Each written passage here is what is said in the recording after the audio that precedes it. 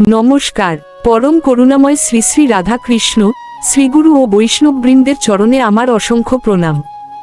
প্রিয় ভক্তবৃন্দ, আজ আমরা এমন এক মহাগ্রন্থের আলোচনা শুরু করতে চলেছি যাকে যুগে যুগে ঋষি মুনি, আচার্য এবং মহাপুরুষরা সনাতন ধর্মের হৃদয় বলে অভিহিত করেছেন। এই গ্রন্থ কেবল ধর্মীয় কাহিনীর সংকলন নয়, এটি মানুষের জীবনকে ঈশ্বরমুখী করার এক অনন্ত আলোকবর্তিকা। আজকের আলোচনার বিষয় শ্রীমদ্ভাগবত কেন মহাপুরাণ। হয়তো আমাদের অনেকের ঘরেই শ্রীমদ্ভাগবত আছে, অনেকেই এর নাম শুনেছি, কিন্তু খুব কম মানুষই জানি কেন এই একটি গ্রন্থকে সমস্ত পুরাণের মধ্যে সর্বোচ্চ আসন দেওয়া হয়েছে। আজ আমরা সেই রহস্য জানার চেষ্টা করব। আমাদের সনাতন ধর্মে বেদ, উপনিষদ, রামায়ণ, মহাভারত এবং অষ্টাদশ পুরাণ, এই বিশাল শাস্ত্রভাণ্ডার রয়েছে। প্রতিটি শাস্ত্রই মানুষের কল্যাণের জন্য রচিত হয়েছে, কিন্তু এই অষ্টাদশ পুরাণের মধ্যেও শ্রীমদ্ভাগবতকে বিশেষ মর্যাদা দিয়ে মহাপুরাণ বলা হয়েছে। প্রশ্ন জাগতেই পারে, অন্য পুরাণগুলোও তো ভগবানের মহিমা বর্ণনা করে, তাহলে শুধু শ্রীমদ্ভাগবতকেই কেন এই সর্বোচ্চ সম্মান দেওয়া হলো? এর উত্তর জানতে হলে আমাদের শ্রীমদ্ভাগবতের আবির্ভাবের ইতিহাস এবং এর অন্তর্নিহিত উদ্দেশ্য বুঝতে হবে। আর সেই ইতিহাস সত্যিই অত্যন্ত বিস্ময়কর ও হৃদয়স্পর্শী। সুধীবৃন্দ, আপনারা শুনছেন কৃষ্ণা টক্স বাংলা কীর্তন। আমি শ্রীমিলন দেবনাথ প্রতিদিন সন্ধ্যা 7টায় আপনাদের সাথে এরকম আধ্যাত্মিকতার ডালি নিয়ে হাজির হই। ভালো লাগলে একটি লাইক দিবেন, কমেন্টস করে আপনার মনের অনুভূতি জানাতে পারেন। মহর্ষি বেদব্যাস মানবজাতির প্রতি অপরিসীম করুণা থেকে বেদকে 4 ভাগে বিভক্ত করেছিলেন। এরপর তিনি মহাভারত রচনা করলেন, 18টি পুরাণ রচনা করলেন এবং অসংখ্য শাস্ত্র মানুষের জন্য রেখে গেলেন। তবুও তার অন্তরে এক অদ্ভুত শূন্যতা থেকে গেল। মনে হচ্ছিল যেন কোনো গুরুত্বপূর্ণ কাজ এখনো অসম্পূর্ণ রয়ে গেছে। এত মহান কর্ম সম্পন্ন করার পরও তার হৃদয়ে শান্তি আসছিল না। কেন এমন হলো? একজন সর্বজ্ঞ ঋষির মনেও কেন এই অশান্তি জন্ম নিল? এই প্রশ্নের উত্তরই আমাদের শ্রীমদ্ভাগবতের জন্মের ইতিহাসের দিকে নিয়ে যায়। ঠিক সেই সময় মহর্ষি বেদব্যাসের আশ্রমে আগমন করেন দেবর্ষি নারদ। তিনি ব্যাসদেবের মুখের বিষণ্ণতা দেখেই বুঝতে পারলেন, বাহ্যিক সাফল্য থাকলেও অন্তরে এখনও অপূর্ণতার বেদনা রয়েছে। তখন নারদ মুনি বললেন, হে ব্যাসদেব, আপনি অনেক শাস্ত্র রচনা করেছেন, কিন্তু ভগবানের নির্মল যশ, তার অনুপম লীলা এবং শুদ্ধ ভক্তির মাহাত্ম্যকে যে পরিপূর্ণভাবে মানুষের সামনে তুলে ধরা দরকার ছিল, তা এখনও করেননি। তাই আপনার হৃদয়ে এই অশান্তি। এই উপদেশই ইতিহাসের মোড় ঘুরিয়ে দিল। এখান থেকেই শুরু হলো শ্রীমদ্ভাগবতের আবির্ভাব। দেবর্ষি নারদের উপদেশ হৃদয়ে ধারণ করে মহর্ষি বেদব্যাস গভীর ধ্যানে নিমগ্ন হলেন। ধ্যানযোগে তিনি উপলব্ধি করলেন পরমেশ্বর শ্রীকৃষ্ণের সচ্চিদানন্দময় স্বরূপ, তার অসীম করুণা এবং জীবাত্মার মুক্তির একমাত্র পথ অহৈতুকী শুদ্ধ ভক্তি। সেই দিব্য উপলব্ধির ফলস্বরূপ তিনি রচনা করলেন শ্রীমদ্ভাগবত মহাপুরাণ। তাই এই গ্রন্থ কেবল একটি সাহিত্যকর্ম নয়, এটি একজন আত্মসিদ্ধ ঋষির ঈশ্বরানুভূতির পরম প্রকাশ। এই কারণেই যুগে যুগে ভক্তরা শ্রীমদ্ভাগবতকে শুধু একটি গ্রন্থ হিসেবে নয়, ভগবানের কৃপাস্বরূপ অমৃতধারা হিসেবে শ্রদ্ধা করে এসেছেন। প্রিয় ভক্তবৃন্দ, এখানেই শেষ নয়। শ্রীমদ্ভাগবতের আরেকটি বিশেষ পরিচয় হল, এটি কেবল জ্ঞানীদের জন্য নয়, সাধারণ মানুষের জন্যও সমানভাবে উপযোগী। বেদ ও উপনিষদের অনেক তত্ত্ব অত্যন্ত গভীর, যা প্রত্যেকের পক্ষে সহজে উপলব্ধি করা কঠিন। কিন্তু শ্রীমদ্ভাগবত সেই একই চিরন্তন সত্যকে ভগবানের লীলা, ভক্তদের জীবন এবং বাস্তব ঘটনার মাধ্যমে এমনভাবে উপস্থাপন করেছে, যা একটি শিশু আনন্দ নিয়ে শুনতে পারে, আবার একজন পণ্ডিতও এর মধ্যে অসীম তত্ত্বের সন্ধান পান।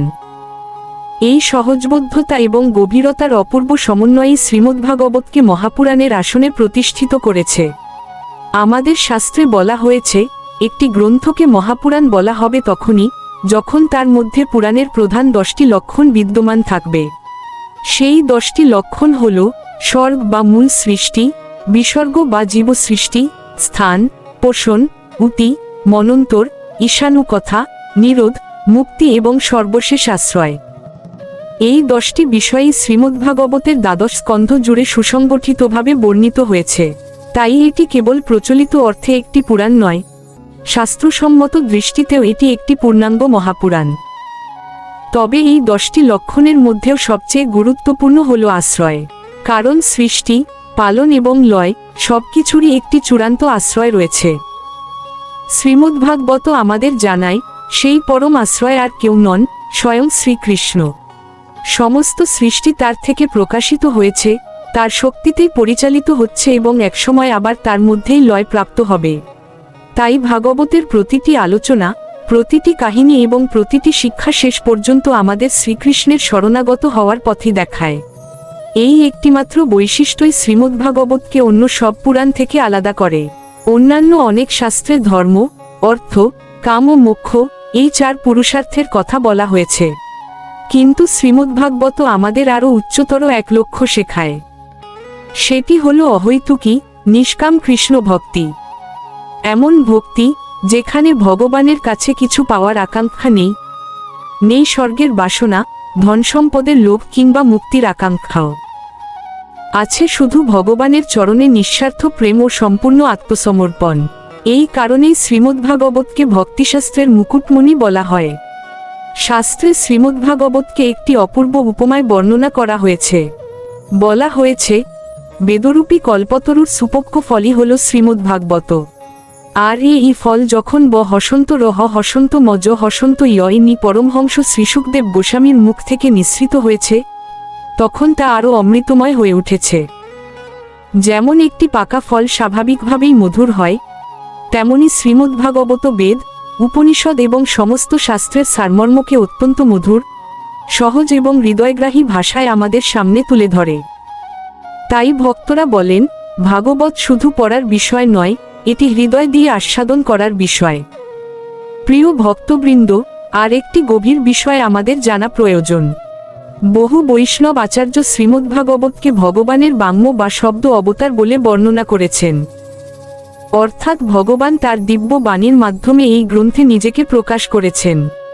যখন ভগবান শ্রীকৃষ্ণ তার পার্থিব লীলা সমাপ্ত করে নিত্যধামে প্রত্যাবর্তন করলেন, তখন কলিযুগের অন্ধকারে পথহারা মানুষের জন্য তিনি শ্রীমদ্ভাগবতের মধ্যেই তার করুণা ও দিব্য আলোর প্রকাশ রেখে গেলেন।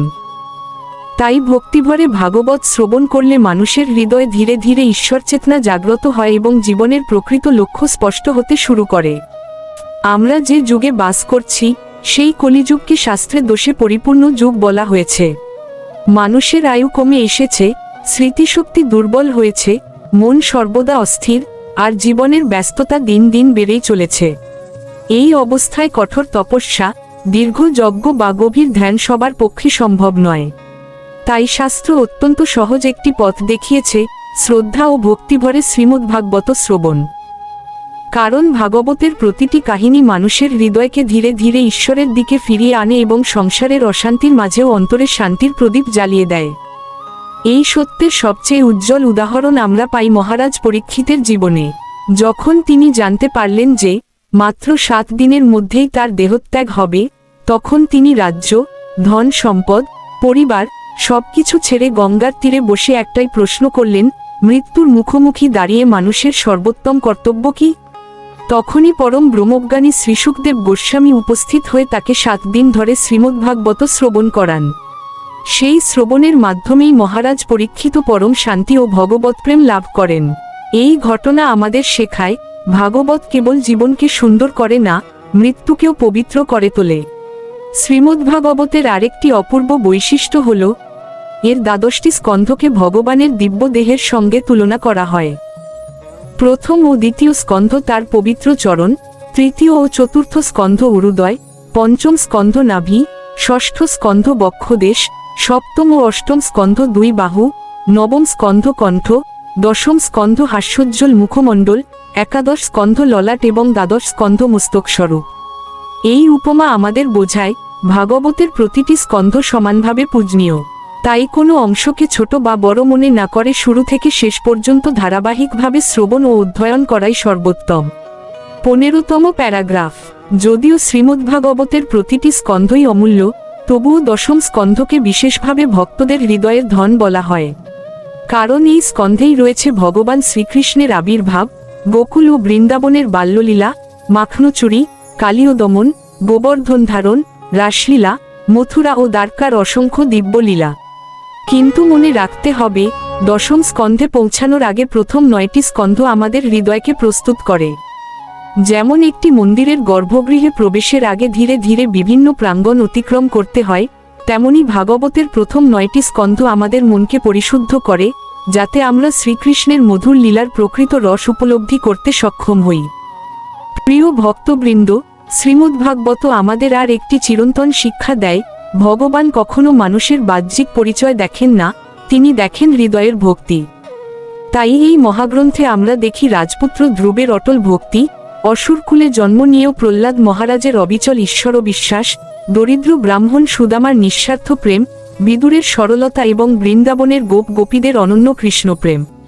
এই সব কাহিনীর মাধ্যমে ভাগবত আমাদের শেখায়, জাতি, বর্ণ, ধন বা সামাজিক মর্যাদা নয়, যার হৃদয় ভক্তি আছে সেই ভগবানের সর্বাধিক প্রিয়।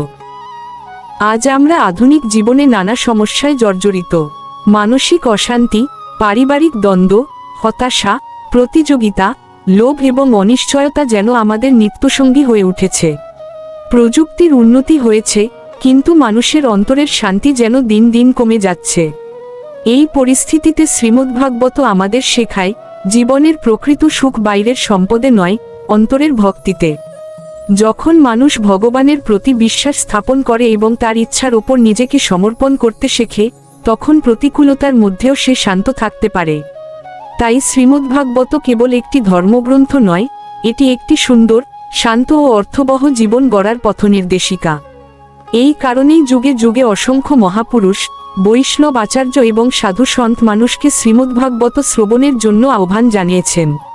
কারণ তারা জানতেন, এই মহাগ্রন্থ মানুষের জীবনে কেবল জ্ঞান দেয় না, এটি হৃদয়ের রূপান্তর ঘটায়। যে ব্যক্তি নিয়মিত ভাগবত শ্রবণ করে, তার হৃদয় ধীরে ধীরে ঈর্ষা, অহংকার, ক্রোধ ও আসক্তি কমতে থাকে। সেখানে জন্ম নেয় দয়া, নম্রতা, সহিষ্ণুতা এবং ভগবানের প্রতি গভীর প্রেম। এই পরিবর্তনই শ্রীমদ্ভাগবতের প্রকৃত অলৌকিকতা। প্রিয় দর্শকবৃন্দ, আজকের এই আলোচনা ছিল শ্রীমদ্ভাগবতের এক সংক্ষিপ্ত পরিচয় মাত্র। এই অমৃতময় মহাগ্রন্থের গভীরতা এতই বিস্তৃত যে কয়েকটি ভিডিওতে তার সম্পূর্ণ মাহাত্ম্য তুলে ধরা সম্ভব নয়। তাই আমরা একটি পবিত্র সংকল্প গ্রহণ করেছি। আগামী 1 জুলাই থেকে প্রতিদিন সন্ধ্যা 7টায় শ্রীমদ্ভাগবতের প্রথম স্কন্ধের প্রথম অধ্যায় থেকে ধারাবাহিক আলোচনা শুরু করব। আমরা চেষ্টা রাখব প্রতিদিন একটি অধ্যায়ের বর্ণনা করতে। এভাবে 12টি স্কন্ধ, 335টি অধ্যায় এবং যাতে প্রায় 18,000 শ্লোক রয়েছে। আমি শিক্ষক হিসেবে নয়, আপনাদের একজন সহযাত্রী হিসেবে এই যাত্রায় অংশ নেব। আমরা একসঙ্গে শিখব, একসঙ্গে শুনব এবং একসঙ্গে ভগবানের কৃপা লাভের চেষ্টা করব। আজকের আলোচনা যদি আপনাদের ভালো লেগে থাকে, তবে অবশ্যই ভিডিওটি আপনার প্রিয়জনদের সঙ্গে ভাগ করে নিন, যাতে তারাও এই পবিত্র যাত্রার অংশ হতে পারেন। আপনার মূল্যবান মতামত মন্তব্যে জানাতে ভুলবেন না। সেই পবিত্র আসরে আপনাদের সকলকে আন্তরিক আমন্ত্রণ জানিয়ে আজ এখানেই বিদায় নিচ্ছি। আমি শ্রী মিলন দেবনাথ। হরে কৃষ্ণ।